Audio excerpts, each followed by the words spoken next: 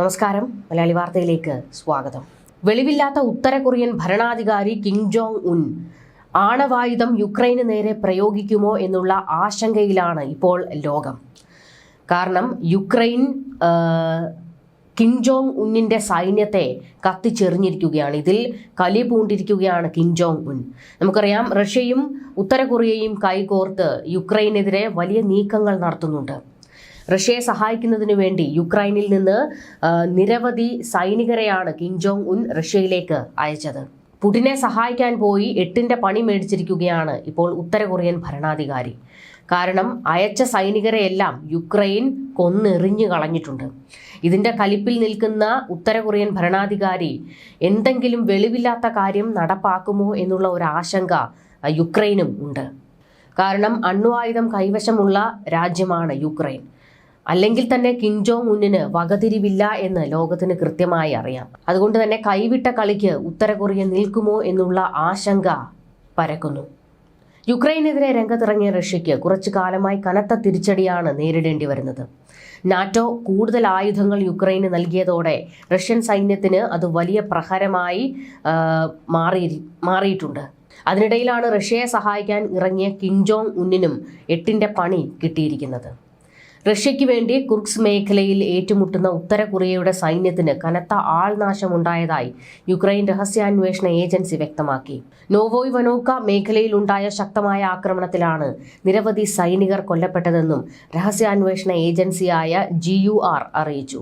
കുടിവെള്ളക്ഷാമമടക്കം സൈന്യം നിരവധി പ്രതിസന്ധി നേരിടുന്നതായും GUR വ്യക്തമാക്കി.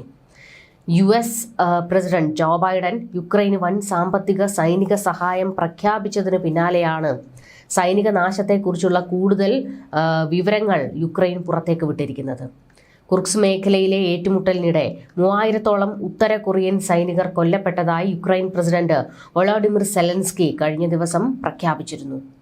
3 വർഷമായി തുടരുന്ന യുദ്ധത്തിൽ റഷ്യയെ സഹായിക്കാൻ 12,000 സൈനികരെ ഉത്തര കൊറിയ വിന്യസിച്ചു എന്നാണ് വിവരങ്ങൾ.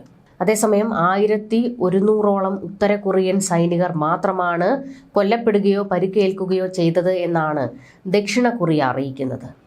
റഷ്യൻ അധിനിവേശം ആരംഭിച്ച് 2.5 വർഷത്തോളം സമയത്തിന് ശേഷം 2024 ഒക്ടോബറോടെയാണ് ഉത്തര കൊറിയൻ സൈനികർ മോസ്കോയിലേക്ക് എത്തിത്തുടങ്ങിയത് എന്നാണ് യുക്രൈൻ, ദക്ഷിണ കൊറിയ, അമേരിക്ക എന്നീ രാജ്യങ്ങൾ അവകാശപ്പെടുന്നത്. തുടർന്നുള്ള 3 മാസ കാലയളവിൽ 10,000 ഉത്തര കൊറിയൻ സൈനികരെ കുർസ്ക് മേഖലയിലേക്ക് വിന്യസിച്ചതായി പെന്റഗൺ കണ്ടെത്തിയിരുന്നു. 2024 ഓഗസ്റ്റോടെയാണ് റഷ്യൻ അതിർത്തി പ്രദേശമായ കുർസ്കിലെ 1294 ചതുരശ്ര കിലോമീറ്റർ പ്രദേശം യുക്രൈൻ പിടിച്ചെടുത്തത്. 3 ആഴ്ചയോളം നീണ്ടുനിന്ന സൈനിക നടപടിയിലൂടെയായിരുന്നു യുക്രൈൻ ഈ ഭാഗത്ത് നിലയുറപ്പിച്ചത്.